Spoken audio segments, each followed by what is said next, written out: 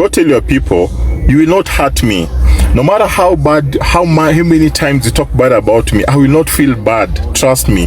Mimi, I will not feel bad. No, they have not come through. I'm still finding ways to raise that money.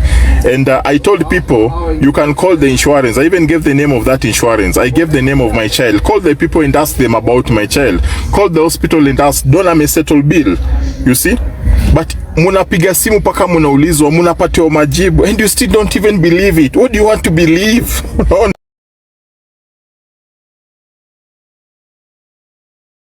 Hello guys, it's your girl Patience Status. Welcome and welcome back to my YouTube channel. If it's your first time here, make sure you hit the subscription box and put on the notification bell so that you don't forget any time I post a new video. Remember, I'm the queen of online gossip. So welcome to today's video. Don't forget to give it a like and leave a comment on the comment section. Probably his or a child was having the same condition with my son, and then this person takes his or a child to a public health facility. Trust me, mtoto probably angekuwa shafariki ama maybe anaweza fariki kwa hizo hospitali. Same medics you find in public facilities wako kwa private facilities. Trust me, the same medics unapata kwa private hospitals utapata kwa public. The knowledge is the same, but the only difference in public, the equipment hakuna. Equipment hakuna. I was even being told even the gloves, trust me, hata kupata gloves tu ni ngumu. Yeah, this friend of mine alikuwa ananiambia kuna time alikuwa ana resuscitate mtoto akilia, because alikuwa anasema ningekuwa kuna hii kitu yenye unawekea mtu when you are resuscitating a patient, there's a machine unaweka kwa mdomo, sijui ni kitu kama ka pump, that is idle, how is it called? I saw it when nilikuwa naona prole ya mtoto wangu, like. So huyu jamaa alikuwa ananiambia, imagine we even lacked that in the hospital, so the child ended up dying. So it's crazy, trust me, it's crazy. Maisha yetu iko hatarini, maisha watoto wetu iko hatarini. Inaitwa gastro, yeah, that one. So huyu jamaa alikuwa ananiambia kuna time alikuwa ana resuscitate mtoto, but angekuwa, that is, if the gastronosol was there, probably things could have been different. But mtoi alipak.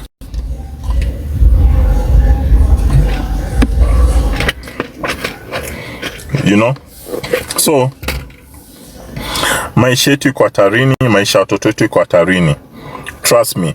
And here it is, unajaribu ku make sure uko na insurance, umecover watoto wako, umejicover, but most insurance are good. Yeah, most insurance are good because always takaji now Arabic and all that. So, but just imagine you're in a situation where you think, God forbid something happens to you, insurance will always come through for you. But kitu imekufanyikia, insurance pia ndio inakuramba. I don't know. Me, I just feel, very soon I think I'm getting out. Kivitu nimeona, I wouldn't want even my kids to still grow up in this country.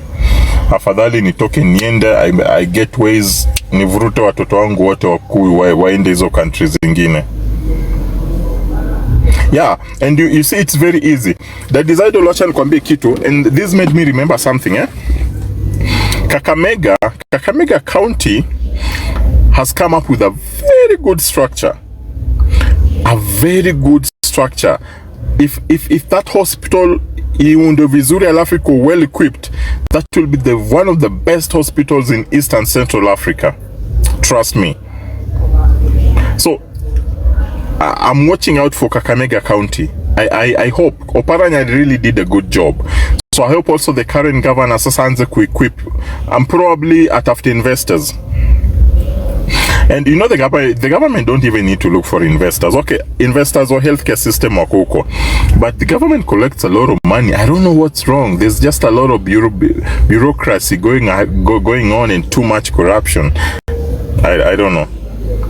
I also feel Nakuru County is also, Nakuru is also good. Nakuru is also good. Trust me, Nakuru is good with better equipment. It can also be one of the best. Look at Tenwek. Do you know Tenwek is one of the best hospitals in East? Tenwek is private. Tenwek is one of the best hospitals in East and Central Africa. Is also cardiac, whatever, the heart hospital. So Wezi niambia ati serikali yezi put up equipments kama kwa hizi public hospital venye Tenwe kiko nayo. Even here in Kijabe, same. In venye tu Kijabe siku hizi imekuwa na too much church politics in Aribu hospitali.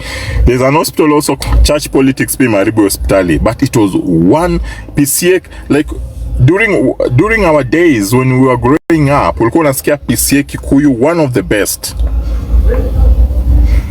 Oparanya left as 2 big hospitals in Kakamega and Mumias. I hope they're doing well. He left very big hospitals, yes, but equipment. Bado haja equip his hospitali, but the structures are so good. You see, we cannot just have the most important thing for hospitali, leave alone the structure.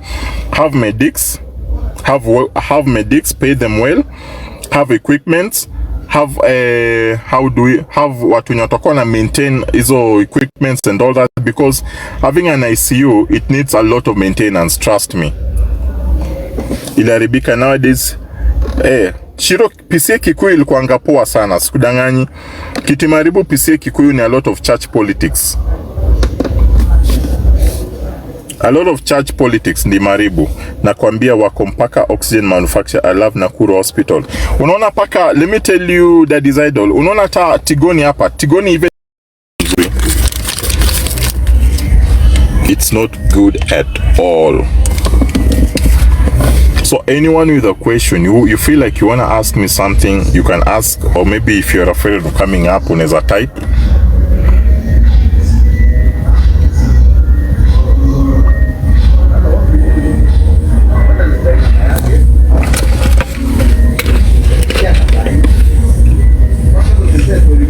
So that's it.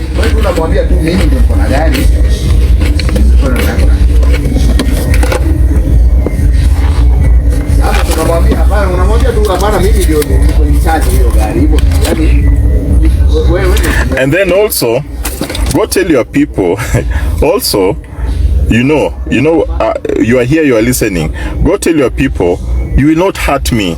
No matter how many times you talk bad about me, I will not feel bad. Trust me. Mimi, I will not feel bad. No, they have not come through. I'm still finding ways to raise that money. And I told people, you can call the insurance. I even gave the name of that insurance. I gave the name of my child. Call the people and ask them about my child. Call the hospital and ask, don't me settle bill. You see? But munapiga simu paka munaulizwa, munapatiwa majibu, and you still don't even believe it. What do you want to believe? Unaona? Unapiga hospitali, munapewa answers, but you still don't even believe those answers. Munapiga insurance paka in fact, uko hapa, ambia kuna watu wako wengine wamepiga hospitali, wanaambia hospitali ni arrest. I've had a very good conversation with the hospital. I keep on calling them every day to assure them that things will be settled. So wewe sasa unapiga hospitali ati hospitali inafaa inishike. Unapiga hospitali kuambia hospitali ati baba mwenye alikuwa huyo doni baba mtoto. Honestly speaking, like imefika hapo mnapigia pako hospitali kuambia hospitali ati huyo sio mtoto, ati mimi sio baba mtoto. Honestly speaking, JB akuendangi hivyo. Yeah, love they did. They've called the hospital to ask, like, investigate that man is not the father of the child, and I'm like, paka hata hospitali wanaanza kuniuliza nasema you're exposing your situation so much. Hey, but I knew me anyway. It's mumesema hivyo. I think I know what you people want to. Mnataka ni end up kama babati venye alikuwa na kuja paka, I don't know what you're doing to me is doing. Me, I will not. You're making me strong and stronger every day. Love mambo. Sasa, I'm sure. Sana. Yeah. These people have gone that far. Yeah, they've gone that far. Let me tell you something, Don. We have a problem in our Kenyan community. We really have a very big problem. Not all. Kuna lives ziko poa sana, people don't really mind, they help and they go their way. But when someone is in distress and someone needs help, let me tell you something. When you give with your heart, kuna Kiswahili nasema kwa tenda wema nenda wapi? Nenda zako. Because it's not, life is about giving and taking. You give someone, unaacha unaenda. But in the sense of yani people have time, I ask myself, what do these people do? Kusema ukweli, what do they do? Like they don't have a life, they don't work, they don't have kids to take care of. Like I'll be up in your business so much that I even have to call the hospital, surely. They've called many, I think almost 50 times. So you'll see, really? 50. They've called many times. Like, But you people should investigate. A lesson to you, Don. A lesson to you. You know, if you talk about belief, and if you put your submission unto Christ, you'll find a way. Because we have seen it severally, like when kama kuna mchango, there are so many scandals. There's so many scandals, and we want to hold, it's okay to ask questions here and there, but after you have given that money, si ni wewe mtu mmoja ametoa pesa, ni watu wengi wametoa pesa. Sawa sawa? And so if we help someone, wacha tufanye, tenda wema, nenda zako. You are better off in your page with people that truly speaking know you, wanajua situation yako, they have been there with you, hata wakisaidia watu wengine. Maybe a lesson to you. Usichukue shida zako unapanda, you're going to popular places because the price you pay is big and it's not worth it. It's rather you have 30 people who are genuinely wanakusaidia and hakuna mtu atakwambia accountability.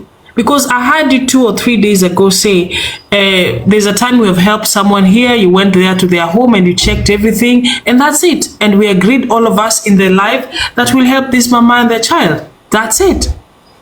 So how come that we Kenyans, Paul guys, I have to say this, it's so crazy. And it's not about scamming, include that. And like if someone comes and John is someone who's known, what will be his intention to come and lie? It doesn't make sense. There's a spirit that is going through our TikTok Kenyan community, and it's disgusting, guys. Spiritually speaking, we have like the enemy working here in every life, turning things, bringing stress.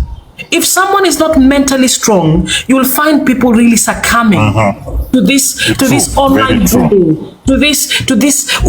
People open their lives and the vulgar language they remove from their mouth. It's disgusting. I'm telling you, it is disgusting. When you look at the digital platform, how Kenyans are looked at, man. I'm not saying all, but in TikTok, it's disgusting. If someone asks me if I'm a Kenyan online, I feel ashamed. Someone opens the live and they will be busy,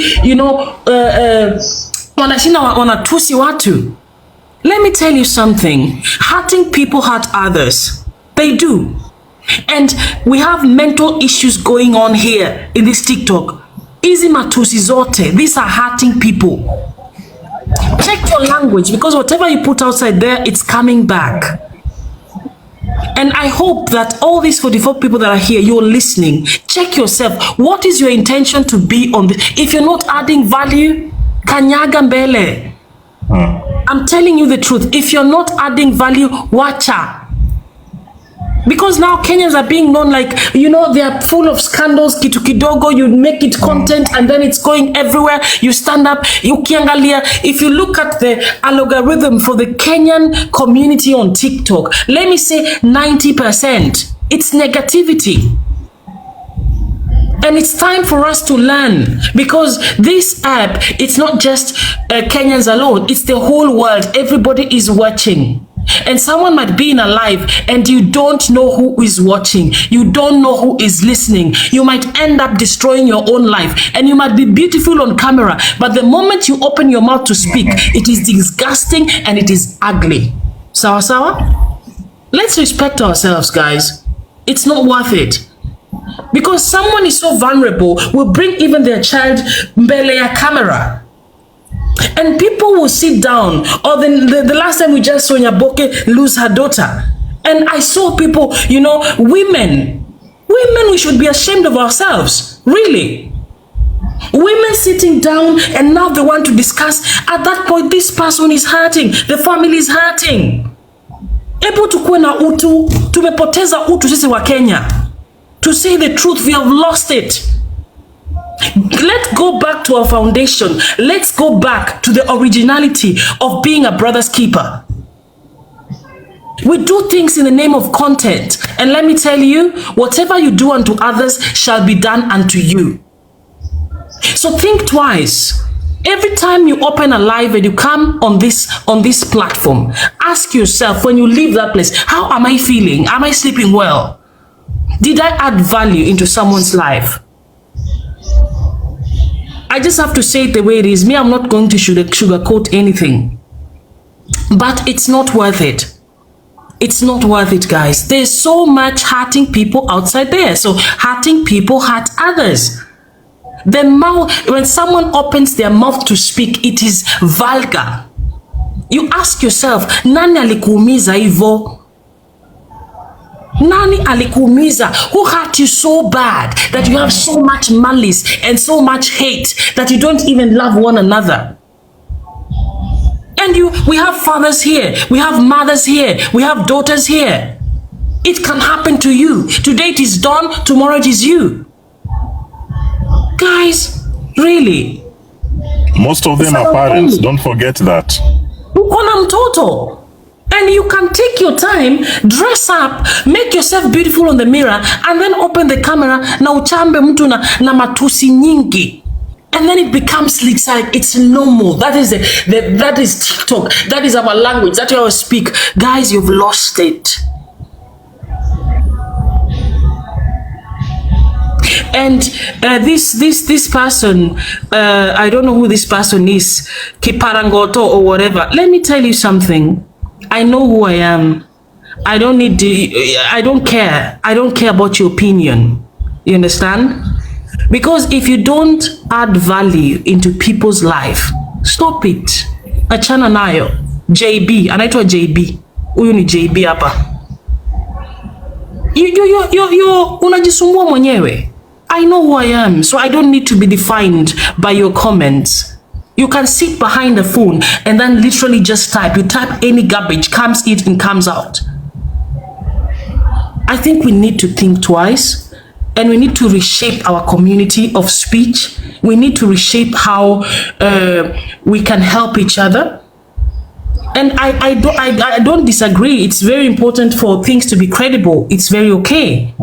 But in the sense of 50 people are calling, saying this is not the child, sijui certificate black, sijui nini nini. Really? Really? Surely. And whoever this person is, if you have the guts, kazi yako ni open lives and to touch people's kids and to nini vitu what were vulnerable, let me tell you, your time is coming. Malipo ni hapa duniani.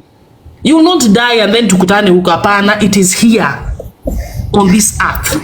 I love that phrase, malipo ni hapa duniani. Absolutely. Yeah. So guys, let's think twice. Wacha tufikirie twice, because I'm sure that Dawn and the mother of the child are really going through a lot. Are really going through a lot. And JB, me, I don't want to discuss anything with you. I don't know you, I've never met you, I'm not interested. Sawa sawa? Keep your opinion to yourself. If you're not here to add value and to really give Dawn at least a good energy that is able to go through this, kanyaga, move, enda. Nobody asked you to be here. Sawa sawa? Nobody asked you to be here. And if you are a woman, I'm sorry. She is a woman. I'm sorry. Kusema ukweli. You know, you want to look at the bigger picture. You're like, you know, if someone is so into nitty gritty, kitu kidogo, do you believe? Look at the bigger picture. And you know what surprises me, love, the same JB DM tuliongea kwa DM nikamwambia, you see, like, do you even think in your right mind like I can come then vulnerable kwa mtoto mwenye si wangu? Honestly speaking, I have a conversation between like and I'm like, oh my goodness, but it's crazy. Anyway, hawa watu wezi wabadilisha, that's how they are. No, you cannot. You cannot. Choose the people you want to work with, and I believe that through this experience, you have absolutely taken lessons because every challenge that comes in life, there's always a lesson inside it, and sometimes you might go through because the Bible says, though you walk through the valley of the shadow of death, you shall fear no evil. So you remember, I told you some time back. I told you about the story of Joseph. His own family. See strangers were TikTok, his own family, were up against him, but he had something that was so precious. And walipo patikana, when they got each other at the end of the day, what he said, what the enemy meant for bad, God turned into evil. Sawa sawa. So anything that you go through life, it is very important that ask, what's the lesson? God, what are you teaching me? Sawa sawa. What are you teaching me? What am I supposed to carry? And don't forget, because I heard you talking about God. Yes, God is a jealous God. It's very true. But don't forget, there's also the enemy. You understand? There's also the enemy. There's God and there's the enemy. You have to have the spirit of discernment to understand, is this coming from the enemy to come to attack me because something is good is coming before me? Or it is God's will. He will let it happen. You see the story of Job. God knew that the enemy, that the devil was going to test Job. Sawa sawa? And he knew, alimwambia, mtest lakini usishike nini? Usishike roho yake. Sawa sawa? And God knew, so God allowed. So there are things you're going to pass through this life that are going to shape your character. And if you didn't have a very strong relationship with Christ, I can tell you 100% sure, it's gonna be very, very difficult time. But you're gonna turn your attention to God, not to men. Because he created everything in this world.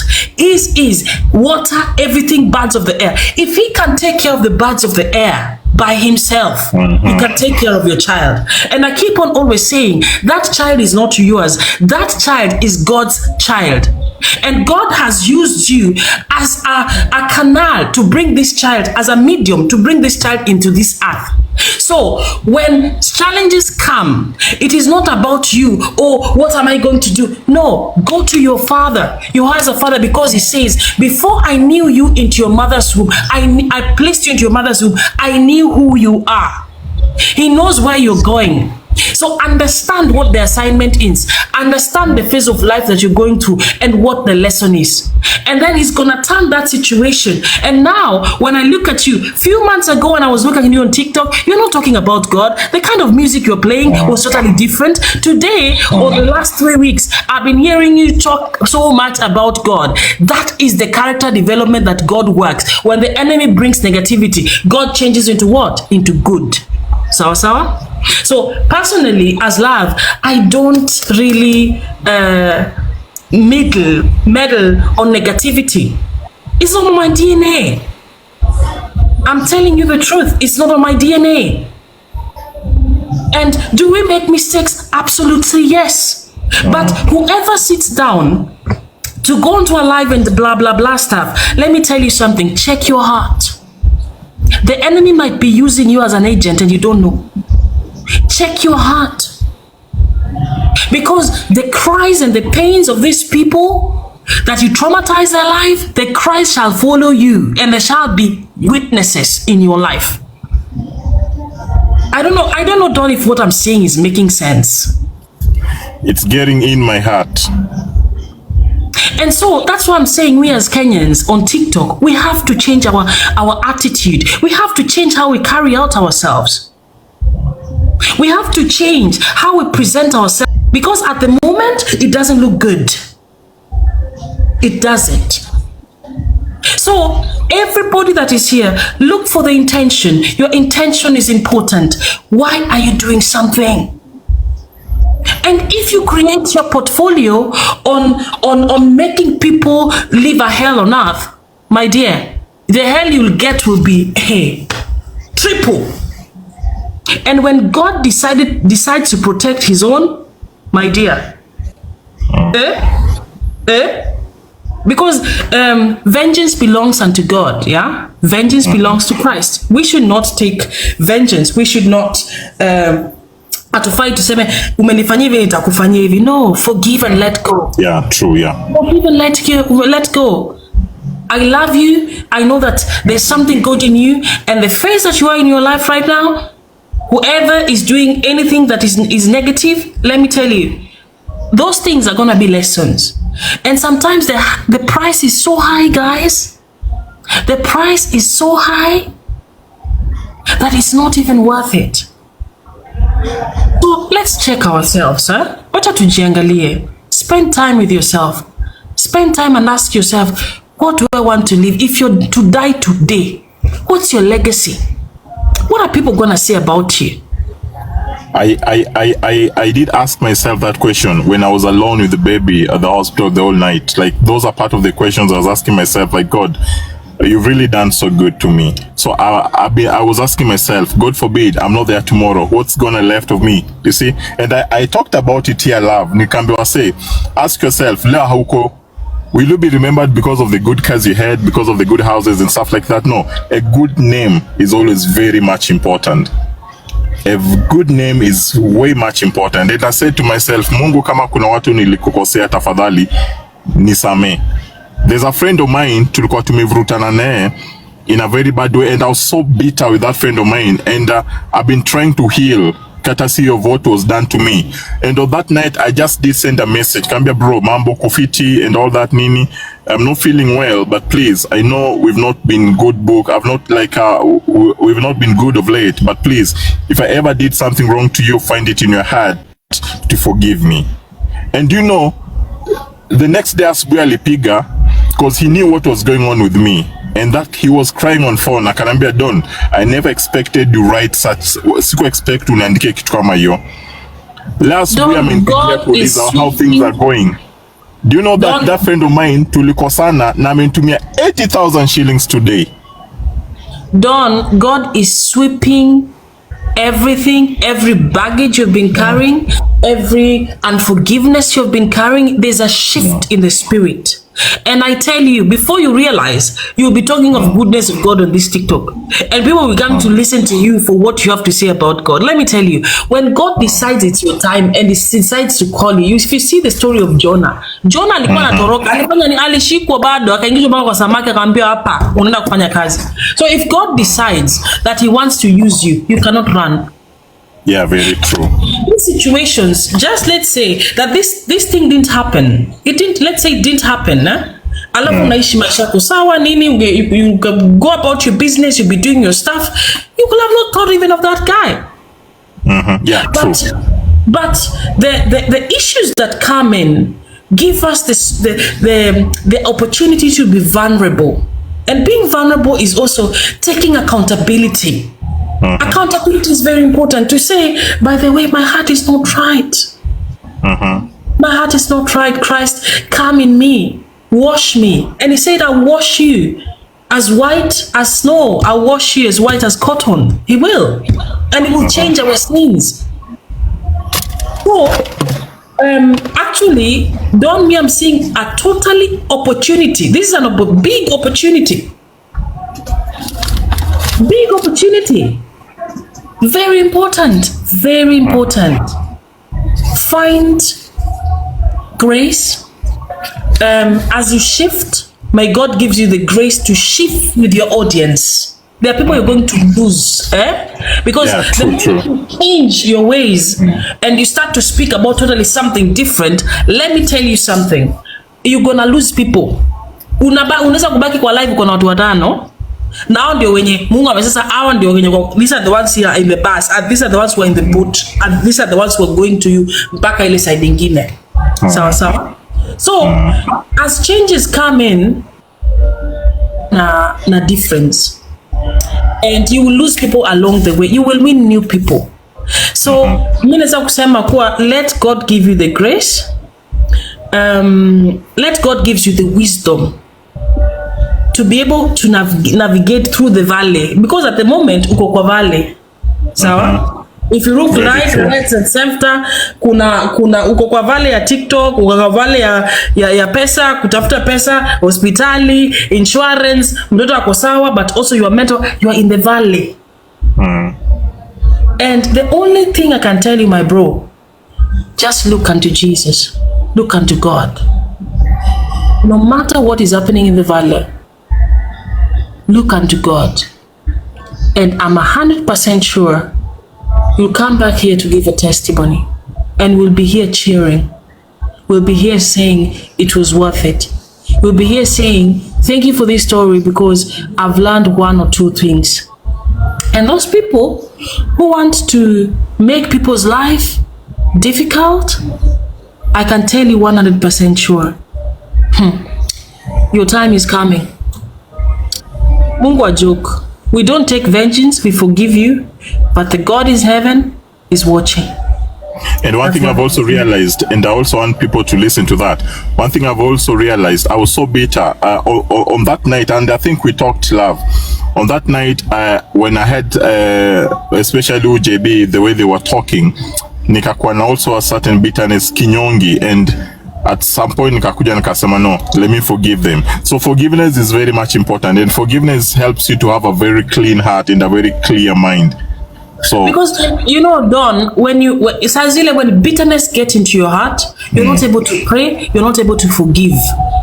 There's no way how the Holy Spirit can come in and drop for you to be able to even navigate. Because when that bitterness is there, and people, Akia Mungu, I'm telling you guys, be very careful. Be very careful. Kuna times zingine zinakuja hapa mbele, itakuwa so difficult, itakuwa ngumu. Be very careful what the seeds you're planting with your words, because the words have power. The words have power. So whatever you plant the seeds, because our words are like seeds. They go into the subconscious mind. So whatever you put outside there, you're planting seeds. Wacha zikuwe kubwa. Oh, guy. I'm telling you guys. Hey, itakuwa ni shida. You'll be crying like tomorrow. So let us be careful. It's very important for us to forgiveness is key. Absolutely. Because the moment you forgive, unajua ni kama mtu akirusha mishale inaanguka, kwa sababu that place is so soft. Watavuna walichopanda. Forgiveness is for you, not the other person. That's nice. Exactly. Because there are people, when you're bitter, we're like, mimi nimsamea, mimi siwezi kumsamea, na msamea kwa nini? But you know what? It's like you are drinking poison and hoping the other person to die. That is bitterness. And bitterness is so bad, guys. When you become bitter, you know, bitterness kills everything in your life. Because you will see some people, maybe kuna situation imefanyika, and then kitu kidogo hivi, these people erupt and become so wild, and you're like, what's happening? It has nothing to do with the situation. It has to do with the bitterness this person has built up towards someone. Then the bitterness comes and destroys the relationships. So the only place that we can find sanity, that we can find clarity, that we can find peace in our heart is when also, first of all, forgiving ourselves. Forgive yourself for being in that situation. Forgive those who have wronged you. Even in the Biblia imesema kabisa that we can only pray, we can only be in communion with God when forgiveness has taken place. That is the only way the Holy Spirit can come down. But Holy Spirit haisi toka chini kama umebeba bitterness, umebeba vitu watu walikufanyia vibaya sijui how many years ago, you're still carrying. There are people who they carry files, documents on them. 1983, 86 ulifanya hivi nilikutana tao, ulinifukuza baba, now tuko 2024 bado umebeba. So you carry files for all the years in your life.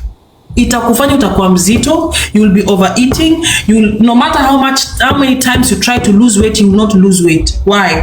Because you umebeba maroho katika mwili yako. And they also make you sick. They give you blood pressure and all that. Exactly. Yeah. So at the end of the day, you're the one who loses. For me is let us grow each other.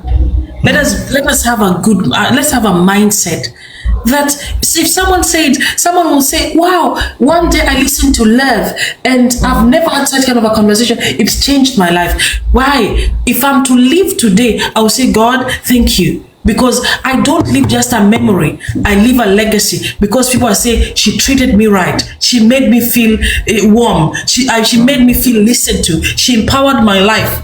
That's what I want to leave behind. Not hapa na ule sieni matanga yake. Guy, unajua alikuwa anatusi watu, mimi siendi. I'm telling you the truth.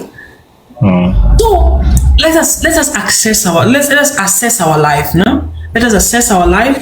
TikTok is a good place. It's a universe and it has everything, and there are different streets. So also mind which people you're friends with. I was in a live, I found myself in a live, Juicy, and I came up, and when I came up, I realized that this person was so vulgar. I just said, I don't talk like that, and nikashuka immediately. Have boundaries. What you listen to your ear affects your heart. What you look at, if you look at your eye, ukitunangalia, affects your spirit. So you might be sitting here and then you listen to something that is good, it's gonna empower your life. Sawa? But if you listen to negativity, Kenyans wanapenda chai. Place chai iko wameja kibao. 1.3 people, 3.5 people sitting down. That shows you our society, the way we are wired. Yeah, precisely. Yes. So thank you so much for watching the video to the end. Remember to like, share, comment, and if you have not subscribed, please make sure you subscribe and put on the notification bell so that you know every time I post a new video. So guys, thank you. I'm gonna see you on my next video. Bye.